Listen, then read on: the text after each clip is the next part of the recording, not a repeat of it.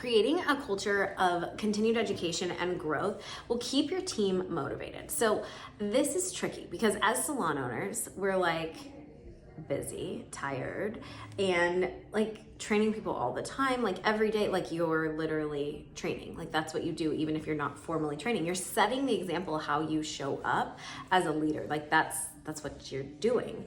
And so in that, it's often one of the biggest hurdles for salon owners, right? Because we're setting the example in day by day and we think people can like just learn by being around us.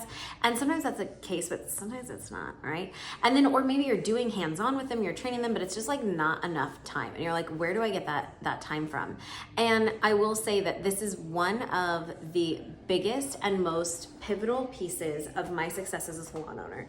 I'm a salon owner at the time of recording, 18 years, in San Diego, same location. I opened from brick and mortar, my business that I'm sitting upstairs in my salon currently. It was studs down to the wall, like it was empty. It was an empty shell. It was a brand new building. And I built this baby. And here she is, 18 years later. How is that even actually possible? I was 20 when I opened the salon and 21 shortly thereafter. And it just, here we are. But this is one of those things that has made me be able to withstand the test of time. And it comes from training. It comes from putting the time into people. Because if you train, excuse my French, in like this half-assed way, you're gonna have more problems later. So you need to take the time in the beginning, and creating this environment of growth and education only helps you as a salon owner, like move the ball down the road, like down the field, down the field. Right? Like we want to get the goal. We want to hit the goal of having people be trained, having people be content, having people loving working here, like bringing their friends along, like these sort of things. Like that is what we need, right?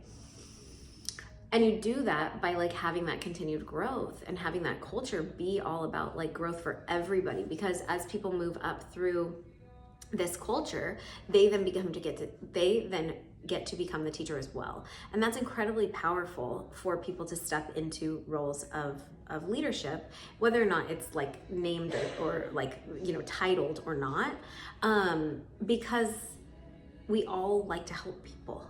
Like that, we wouldn't be hairdressers, we wouldn't be salon owners, we wouldn't be estheticians, we wouldn't be makeup artists, we wouldn't be beauty professionals if we didn't love to help people.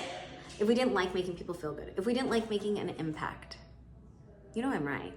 Like, you know that.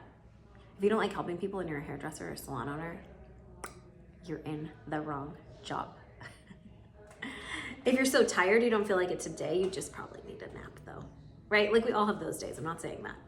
But at the end of the day, like this culture piece is super important. This is like one of the main core values that I instill in our salon. Like it's an attitude of growth. It is one of my core values in my salon. And it's been so cool that like people can come in and they're a receptionist and then or front desk, and then they go to beauty school and then they come back and then they're my assistant. And then they get to be the assistant of the gal that they used to work with. And then one day they get to have the assistant of the new front desk. Like it's pretty cool. And it breeds like ultimate camaraderie, because we really want to see everybody succeed, but also we're always bringing in new education and challenging ourselves even at the upper level of people who are more experienced and been here a long time. I mean, you gotta try it. You gotta try it. You gotta lean into it, and we want that. And as we have the culture of growth from the lower levels of people just starting out and new talent and such, it inspires the old gals that, you know, maybe haven't learned anything new in a while, but they want to, right? Or, I mean, and I say old gals and wave my hand like that's me, but sometimes like I'm so inspired by them because they've learned something or seen a cool video on TikTok or Instagram or YouTube, and they're like, yeah, look at this, like would that work? And I'm like, yeah, let me see that, you know?